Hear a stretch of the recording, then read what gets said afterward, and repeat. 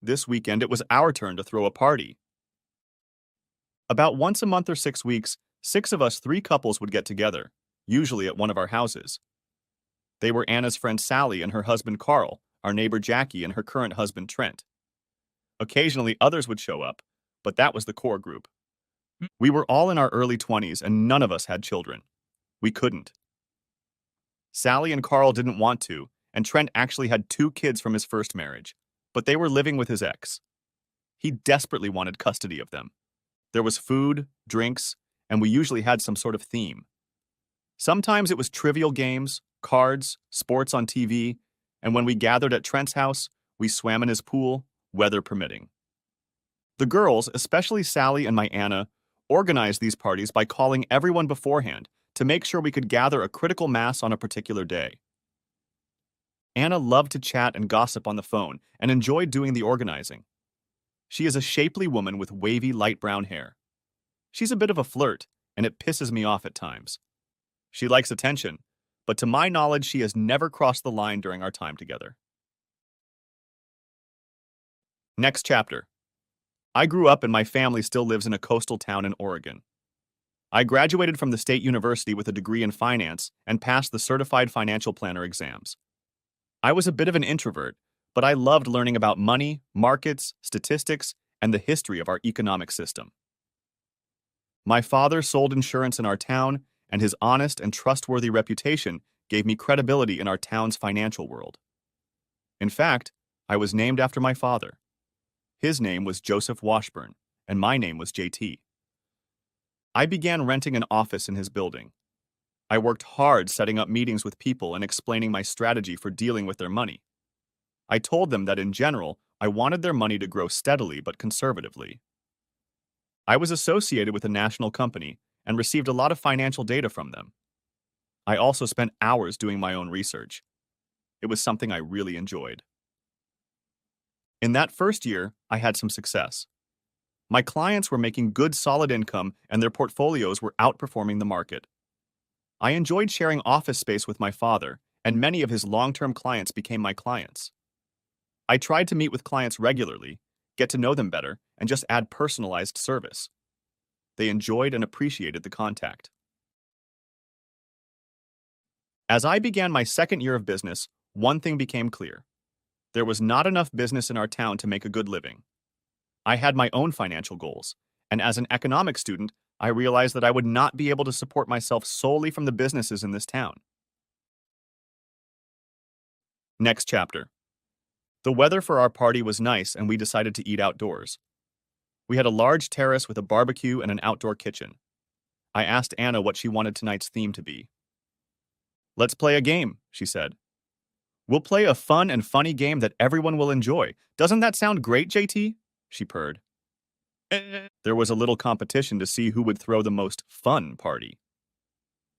I just enjoyed the company, the food, and the drinks.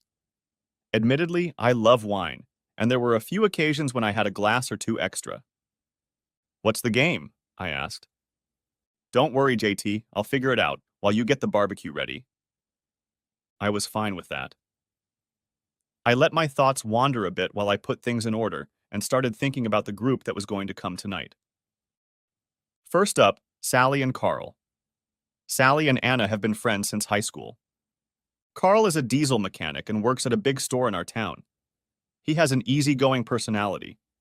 He doesn't seem to mind when Sally flirts and flaunts herself. He's a big guy, probably 5'3", 220 or so. I like him, but I would never have chosen him as a friend if it weren't for the connection between Anna and Sally. Jackie and Trent were neighbors, and I can't remember how we got so close. Jackie has a plain face but a prominent body. Not as soft as Anna's, but rather lean. She's smart, and I think out of the group, she's the one I have the most in common with. Trent is a golfer.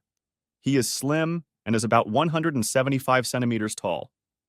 There's a certain arrogance about Trent. It repulsed me at first, but then I learned to like the guy. I'm not sure I trust him, but he's smart, funny, and entertaining at these parties. At that moment, I heard the doorbell ring. The guests were arriving. Next chapter. I decided to move my financial planning practice to the city. I joined a firm in the city, but kept my practice in our coastal town.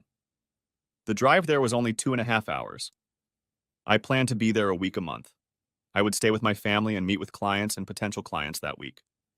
So far, things were going well. I roomed with a guy I went to college with, Julian Lee. Julian was an IT guy and worked for one of the big banks. Julian was a very creative person, and I was surprised that he had chosen this particular profession.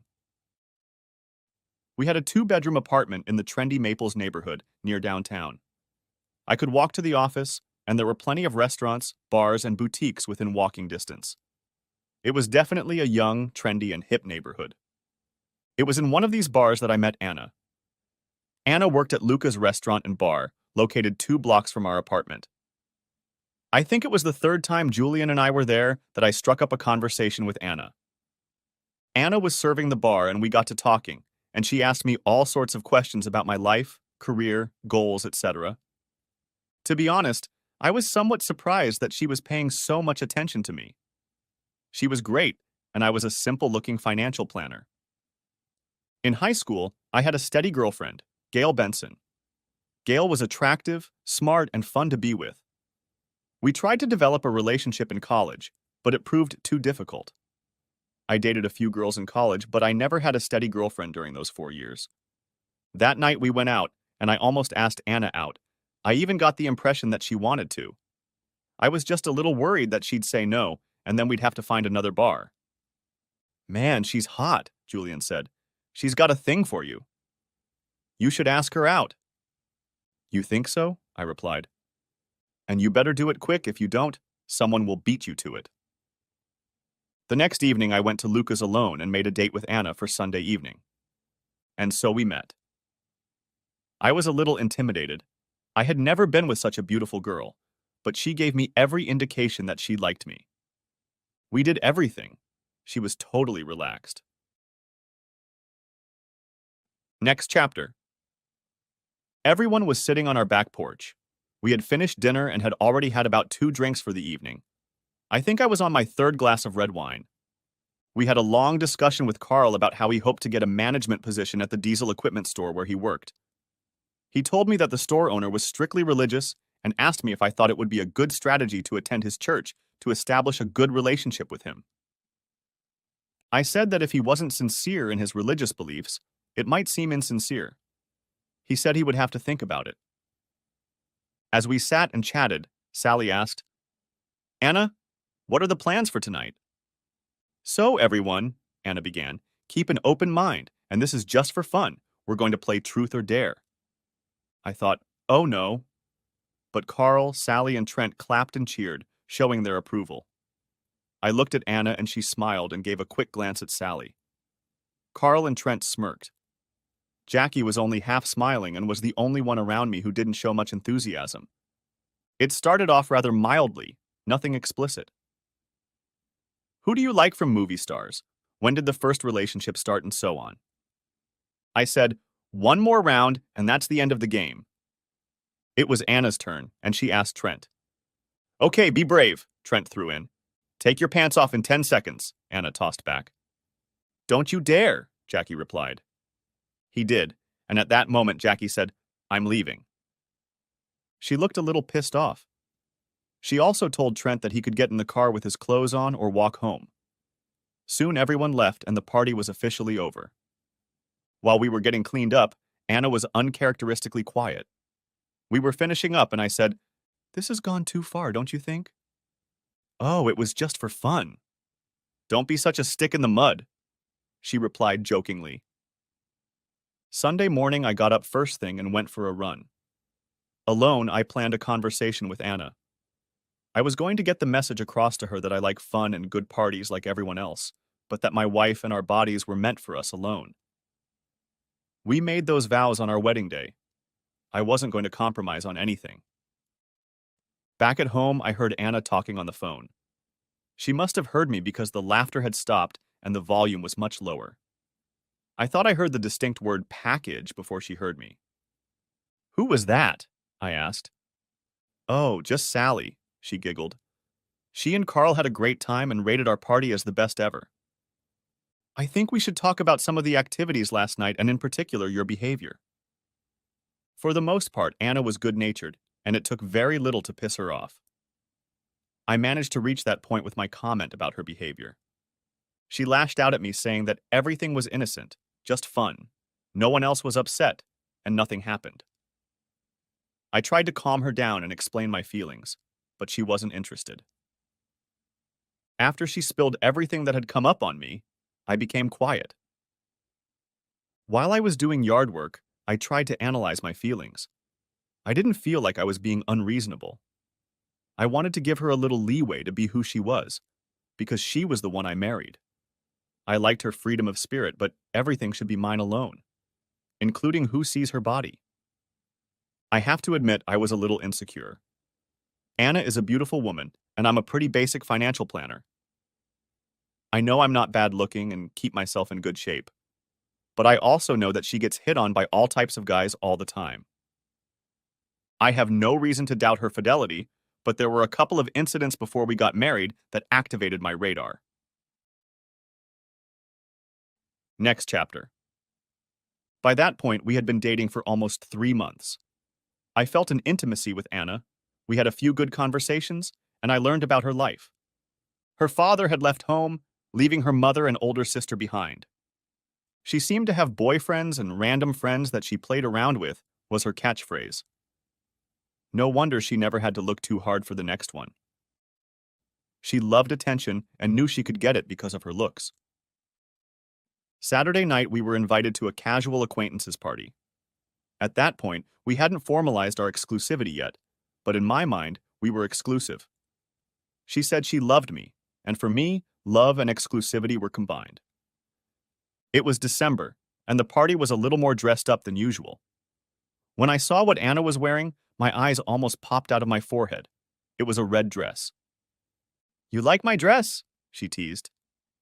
"Anna, you look gorgeous, but wow, it's pretty tight," I replied. "You know I'm likely to have clients there, and, well, it's a bit much." Anna doesn't get angry often, but when she does, it's almost always because of the way she looks. She got angry.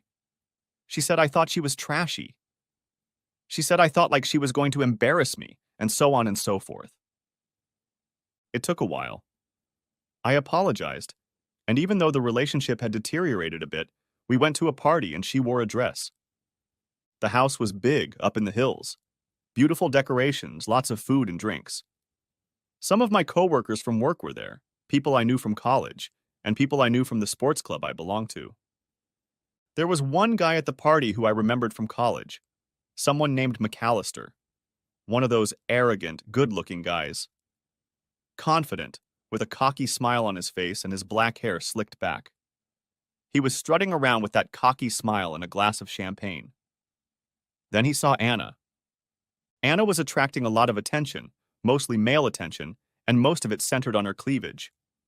She was next to me, and suddenly I was popular with coworkers and casual acquaintances. At one point, I went to buy us a drink, and when I returned, McAllister was already chatting with Anna.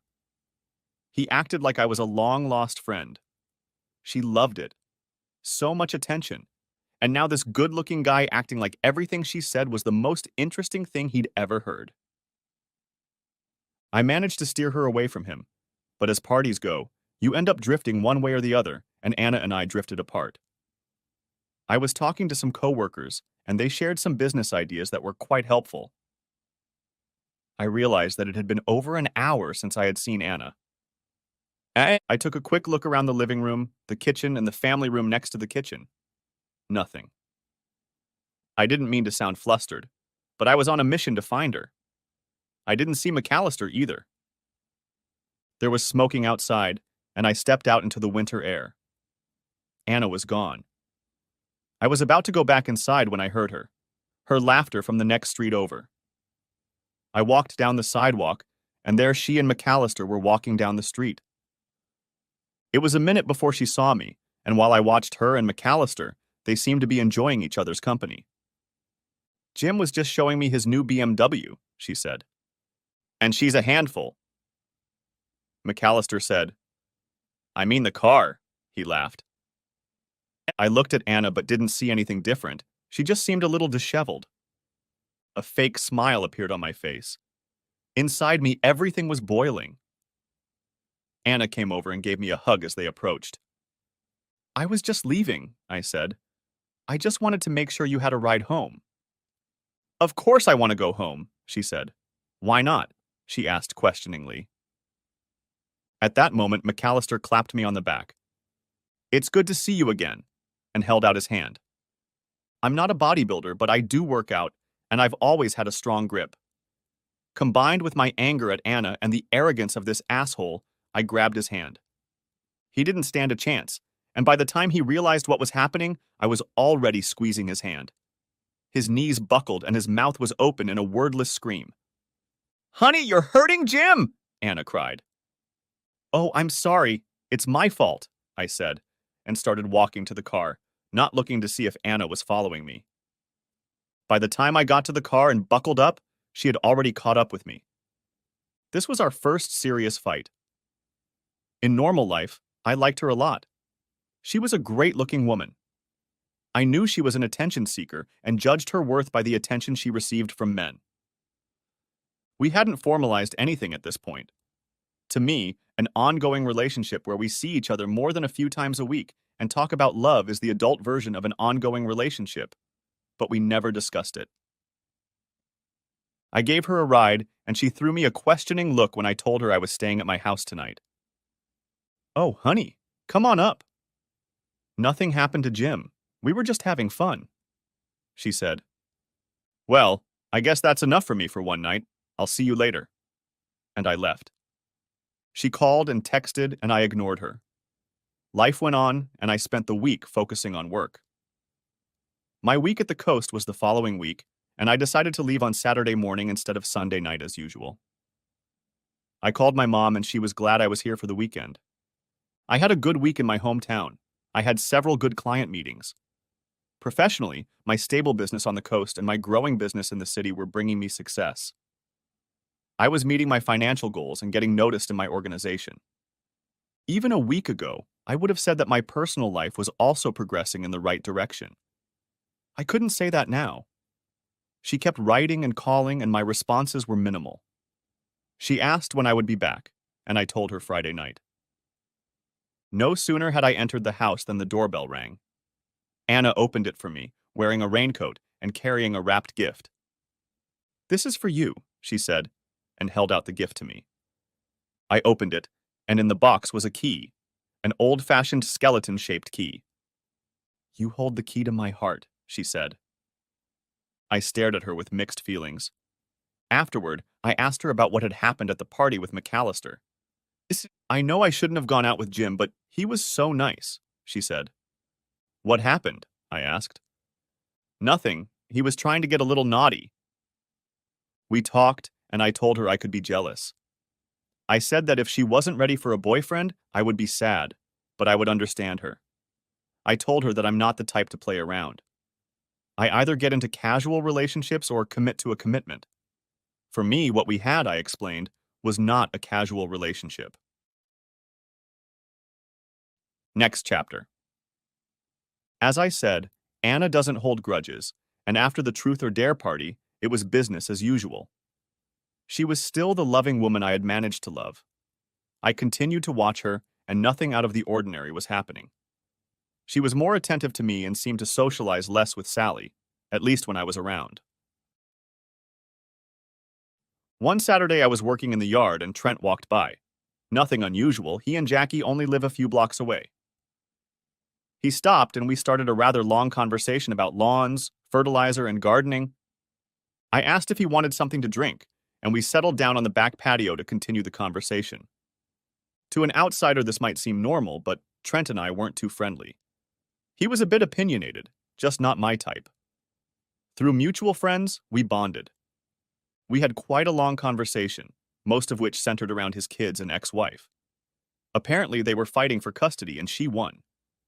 There were morals spelled out in the custody document, and he had heard that she could violate something in a document based on morals. It seemed to him that was exactly what he needed to do to get custody of the children. And his attachment to the children made him a little more vulnerable, which was nice. Maybe I was wrong about Trent. Maybe he was normal after all. Suddenly, he asked where Anna was. We were having a pretty heavy conversation about his family, and he asks about Anna. I told him she was out shopping, and we immediately started discussing the situation with his care. 15 minutes later, Anna showed up in a tiny bikini and slipped behind the screen door at the south end of the backyard and said hello to Trent. She likes to keep her tan to a minimum, and we have a stubborn retired neighbor named Henry Anderson living on our northern border. Anderson is a nice guy, the kind of guy who watches over your house when you're away and reports on everything that's going on at the neighbors. In other words, nice and reliable, just a little arrogant. He's also a client of mine. That's why I built the screen. Meanwhile, Trent is stumbling around, trying to catch Anna's eye. I directed him back toward the entrance, ending our conversation.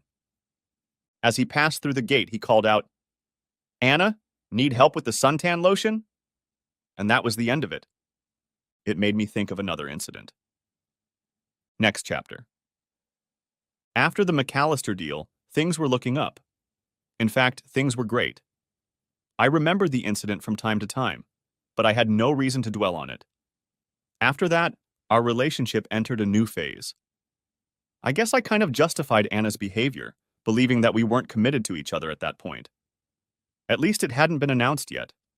Now we were committed to each other. Anna was loving and affectionate and a lot of fun to be with. Did I have deep discussions like I did with my other girlfriends? To be honest, probably not. But we had fun. Also, she was beautiful. I was proud to be with her. When I was with her in public, I was happy to be seen with her. She started subtly asking about our future and where we were going to go in the long run. I've wondered about this myself. Here's an analogy. I always thought of myself as a Camry driver, and then suddenly I was in a Porsche. I was in a mental tug of war. One side of my brain was saying, she may not be the perfect match for me, she's fun while she lasts, but not for long. The other side was saying, you're crazy. Every man's fantasy is to be married to a goddess. What's your problem? I think the argument that broke the camel's back was this. If I break up with Anna, can any other woman compare to her? Up until now in my life, no one had even come close to her. I proposed, and with the ring I gave her tickets to the Caribbean. Anna was ecstatic. She loved the ring, and the trip was only a few weeks away. Anna called her mom in California to tell her about it, and she called too and had a long discussion with Sally. I called my folks and told them, and they seemed happy for me, but a little hesitant. Are you sure about this? My dad said. I replied, of course I'm sure. Why? Well, it's a big step. Anna is a wonderful girl. I'm very happy for you, he replied. I thanked him, but later thought there was some hesitation in his enthusiasm. The resort was amazing. It had a swimming pool, lots of bars and restaurants on site, and a private beach with sun loungers and umbrellas. There was also a rental shop for kayaks, jet skis, and other water activities on the beach. Once we arrived, we changed into our swimsuits for a walk on the beach. We'll see, she giggled. We grabbed drinks at the beach bar and walked along the beautiful crescent of white sand bordering the clear blue water. We walked back and had dinner at the pool bar. 2 more strong rum drinks and we headed to our room. Once we were relaxing on the beach, I asked Anna if she wanted to go jet skiing. You go ahead and I'll work on my tan, she replied. I walked over to the water sports hut and made arrangements. I have an hour session scheduled on the jet ski, I informed. I reported. Have fun and be careful, she told me. It was a lot of fun rushing around the ocean on the jet ski. A little less than an hour passed, and I returned it to the beach. As I was walking back to the lounge chairs, I saw Cruz looming over Anna. When I approached, he was massaging her back. What's going on here? I asked. With those words, Cruz quickly stood up. Mr. JT, I don't want Miss Anna to get sunburned. She needs to put some cream on her back, he stammered. I can take care of that. Thanks, Cruz. And he hurried away. Anna, what the hell was that? I asked quietly but firmly. I didn't want to make a scene on the beach, but she was all over the beach boy. What are you talking about? She asked. Your top is unbuttoned, and that bastard is freely massaging your back, is what I'm talking about. Oh, honey, he may have touched a little on the sides, but I'm all for you. Next chapter. After Trent's weekend, life went on. Work for me was stressful and rewarding. I was making good money, and I had a pretty good next egg.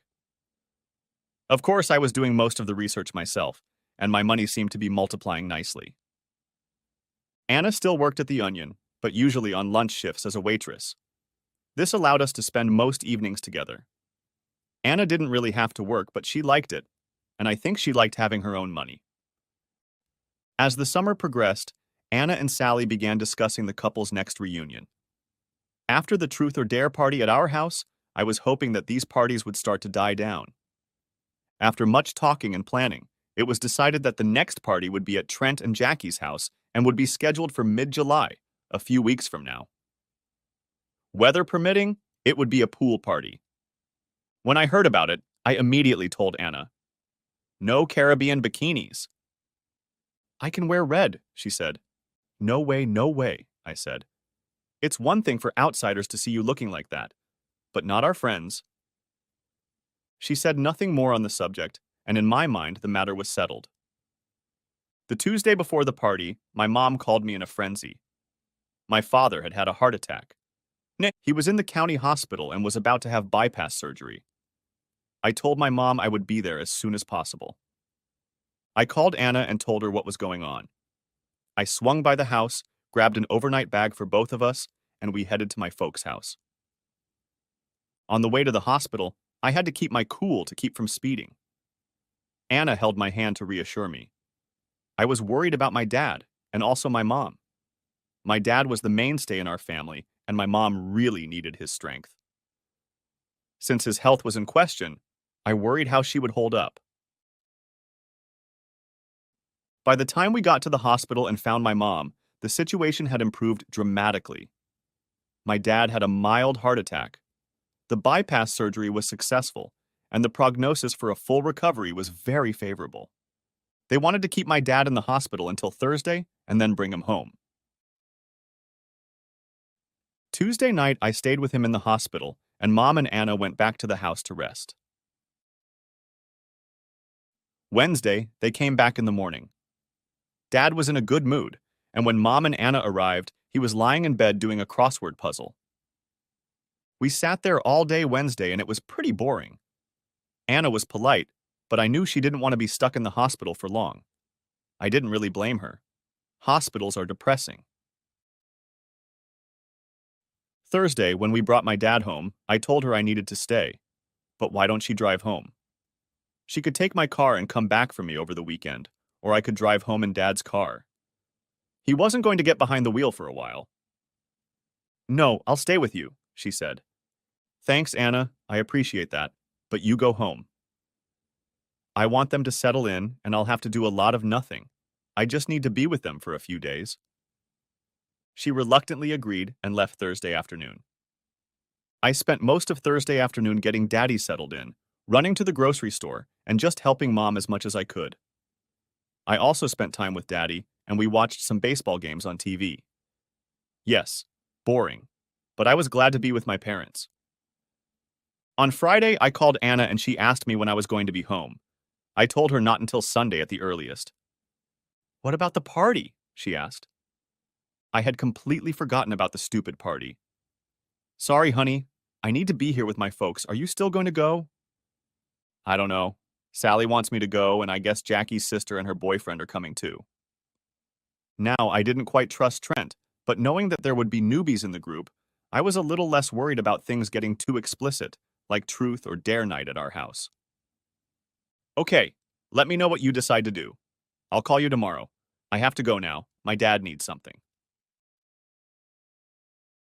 Saturday, my dad was a little exhausted.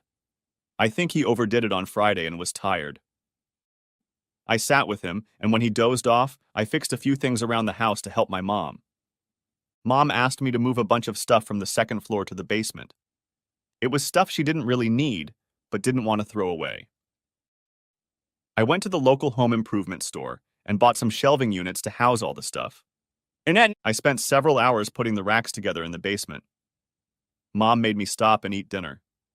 Dad was asleep by this time. The next step was to get all the stuff downstairs and put it on shelves for storage. When I have a project, I focus on it. Suddenly, I looked at my phone and saw that it was almost 10 o'clock. I needed to call Anna.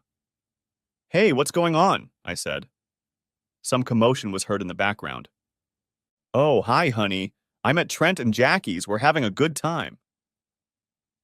My hands were full, and I was listening to her on my headset. "Oh, right. The party's tonight. So my dad is doing well, and—" At that moment, I heard a high-pitched scream and Anna started giggling. "What's going on?" I asked. "What, honey?" She started to laugh. "How much have you had to drink?" I asked. She replied, "Honey, the connection isn't very good. Can I call you BA?" And another background laugh. "I'll call you back," I said. My hands were full, so I didn't have time to disconnect the connection, and apparently she didn't either. The line remained open.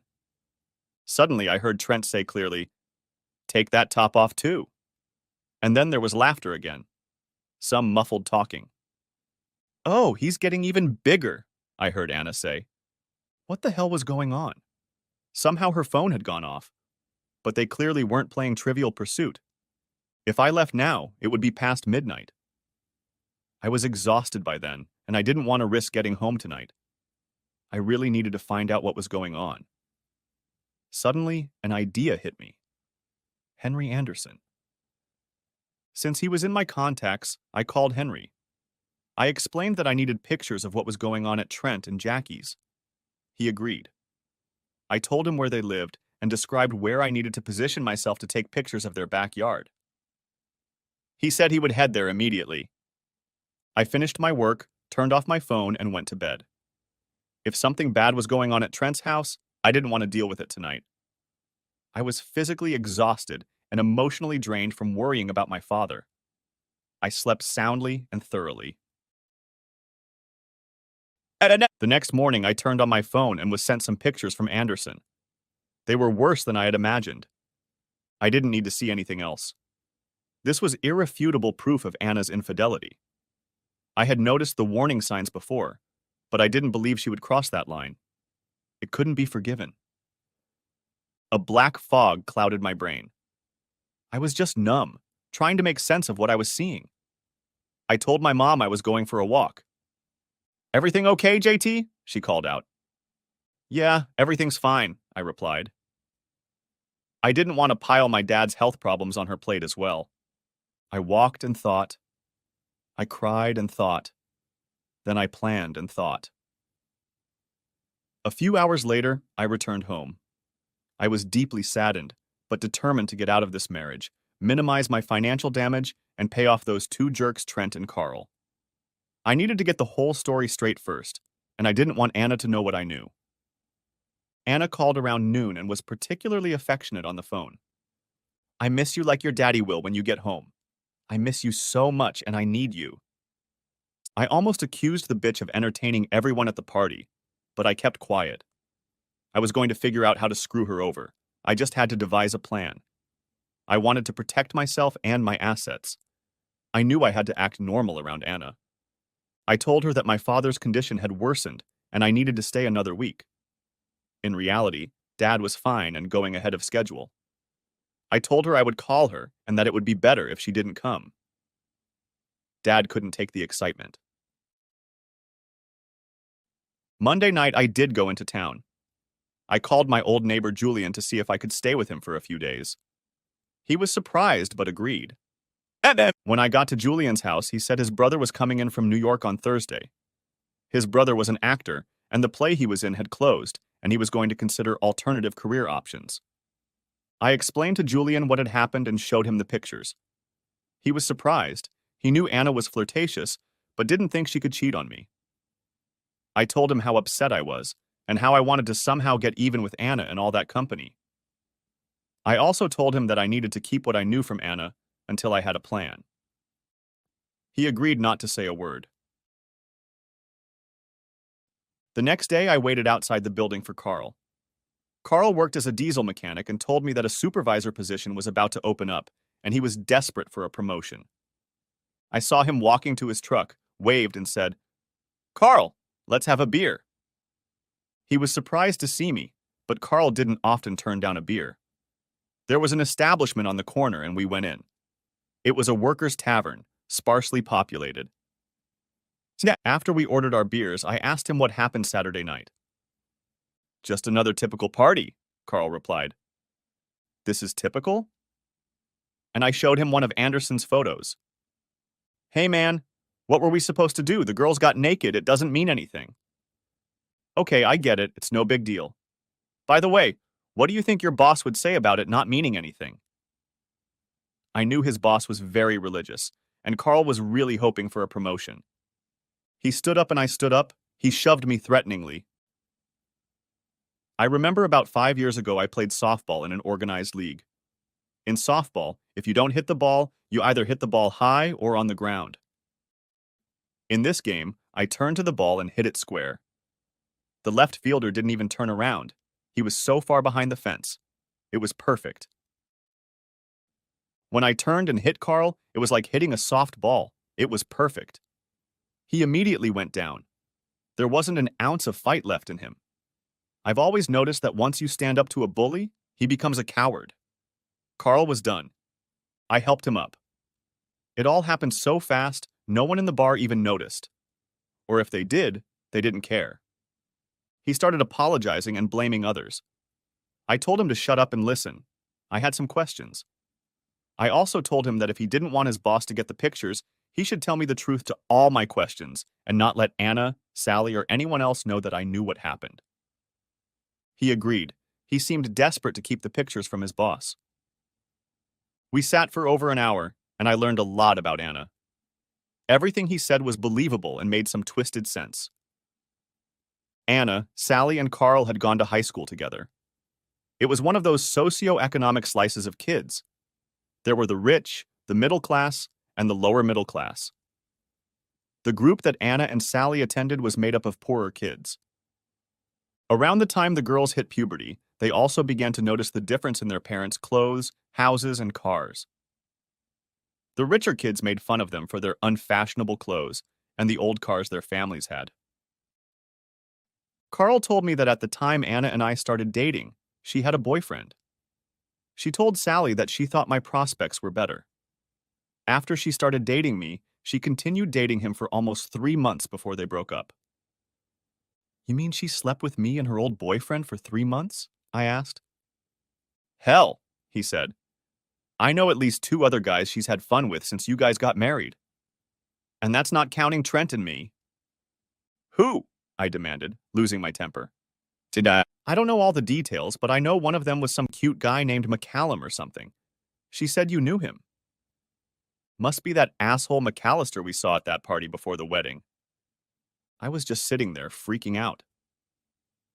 Carl didn't seem bothered by it. He just kept drinking his beer. There was no doubt in my mind that I couldn't stay married to her. I needed a plan. "So you're telling me that if someone with more money, a car, and a nicer house came along, Anna would throw herself at him?" I asked. "I'm sure she would," he replied.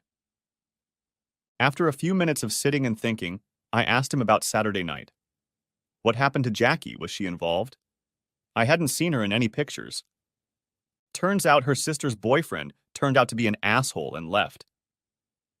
Jackie's sister was upset, and Jackie drove her home and stayed with her at her house. That opened up the holiday to the rest of us. "So Jackie doesn't know what happened?" I asked. "No, and don't tell her," he replied. After a moment, I asked him, "Doesn't it bother you that your wife is having fun with other guys?" "Wife? We're not married. She's always called me her husband. We've been together for a long time. No, when I get married, it won't be someone like Sally. She's a wonderful girl, and I kind of love her, but marriage isn't with her. That's why we don't have kids." It was time to leave. I had a lot to think about. Here are the basic facts. 1. Anna was more than promiscuous. 2. The main reason she was with me was financial security, and she would leave if a better option came along. 3. No one but Carl knew what I knew, and for now it would stay that way. 4. Even an idiot like Carl was smarter than me when it came to women. I went back to Julian and told him everything I had learned from Carl. I was sad, but sadness was replaced by anger. I was also ashamed. I wondered how many people were laughing at me behind my back. I had to make her and probably a few others pay for it. Julian asked a few questions, then plugged in his headphones and started working on his laptop. I sat back, sipping a bottle of red wine and getting angrier and angrier. Julian unplugged and asked, "She never met John Paul, did she?" "No, I haven't even seen him since we were in college." "Why?" I asked. He just shook his head and plugged back in. "Can you get about $30,000 fast?" he asked. "Yes, but why?" I asked. "I also need you to lease a BMW for 6 months if this works out." He kept typing, a sly smile playing on his face. Finally, he said he had a plan. It would cost me at least $30,000 and a BMW lease. He told me to go to Anna's house tomorrow and play the best acting role of my life. I had to pretend everything was fine. I was supposed to go back to Julian's on Thursday after work. John Paul would be here then. The next day, I called Anna and told her I would be home in the evening. I did my best to act normal. Every time she asked if anything was wrong, I just said I was worried about Dad. Fortunately, either I was a better actor than I let on, or more likely she just wasn't paying attention to me. Thursday night, I met up with Julian and John Paul at Julian's apartment. After pleasantries, Julian laid out the plan. John Paul was going to seduce Anna by posing as a New York investment banker. He was going to reluctantly tell her how rich he must be, and then make her fall in love with him.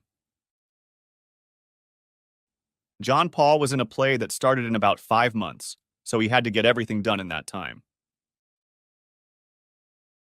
John Paul was 2 years younger than Julian, and was an attractive guy. Long hair, lean build, and a naturally magnetic smile. She had to like him. "I want to ask you one thing," he said. "Would you mind if I slept with her?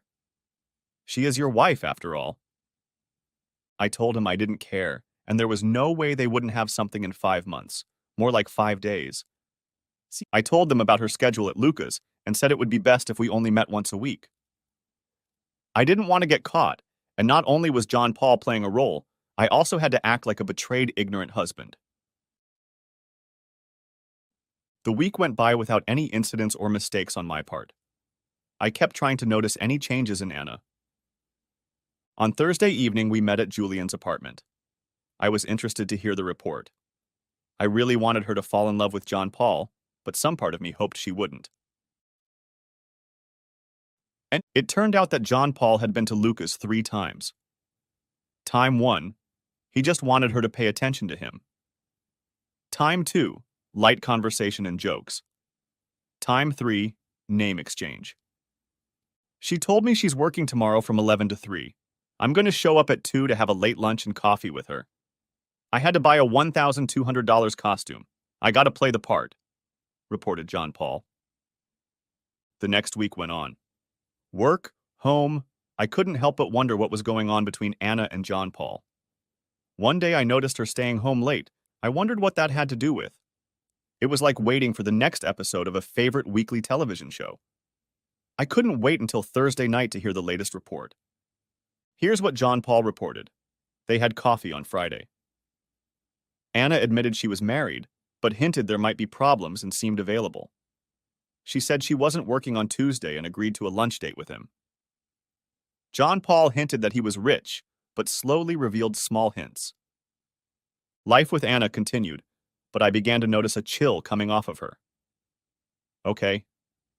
That Tuesday when we met for lunch, I got home a little after 5 and Anna wasn't home. I went for a run, and when I came back, Anna was gone. As I was making a salad for dinner, she came home. "Hi, honey, how was your day?" I asked her. This is going to be interesting, I thought. "Oh, yes, I stayed late at work," she replied. I knew she hadn't been working, but that was good. Have you been busy? I asked. And then she started telling some made-up story about her job. I could feel us drifting apart. I was going to make it easy for her. I told her that Dad needed help and that I would have to leave Friday afternoon. She made a half-hearted attempt to ask if she should leave too. I told her that it was fine. I would just help out a little and then stay all next week and meet with clients. Thursday night, I found out that John Paul was progressing. Lunch on Tuesday turned into a kissing session. He called her on Wednesday, after she found out I'd be out of town, and they arranged to meet Friday night. I felt like a puppeteer pulling strings behind the scenes to get the puppets moving in the direction I wanted. It was working. Weeks went by and their relationship was progressing. Our relationship at home was changing. She was growing distant. It was a bit bittersweet. Every now and then I would see flashes of the free-spirited woman I once loved, and it was sad.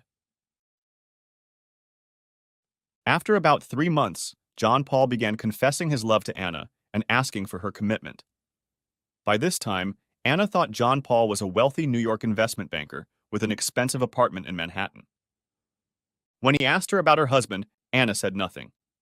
She said that their relationship was over and that she had moved on with her life. She just hadn't talked to me about it yet. A few weeks later, Anna informed me that she and Sally were going on a spa weekend in California, and was that okay with me? I was well aware that John Paul had asked her to go to Sun Valley for the weekend. Sure, enjoy it, guys, I told her. I knew John Paul was going to propose at a resort in Idaho. The cubic zirconia engagement ring cost almost $500. Cubic zirconia is said to be almost indistinguishable from a natural diamond. Besides, considering that John Paul was a wealthy man, there was no reason for suspicion. The following Thursday night, I received a report of a romantic trip to Sun Valley. He had proposed, and she had accepted. She told John Paul that she must break with her husband. He wanted to get married as soon as possible. He told her he had to go back to New York in 2 months, which was true, and he needed her with him.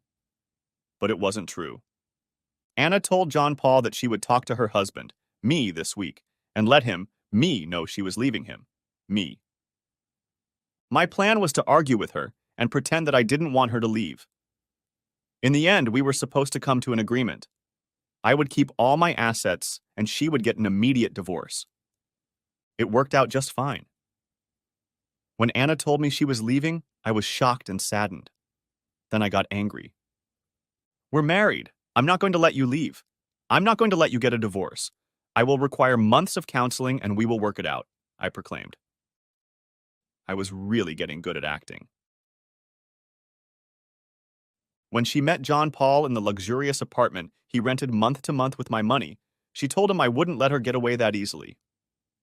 Anna, my love, John Paul said, I have all the money we will ever need. I have an apartment in the city and a beach house on Long Island, and all I need to make my life perfect is you as my wife. You can imagine the dollar signs swirling in her brain.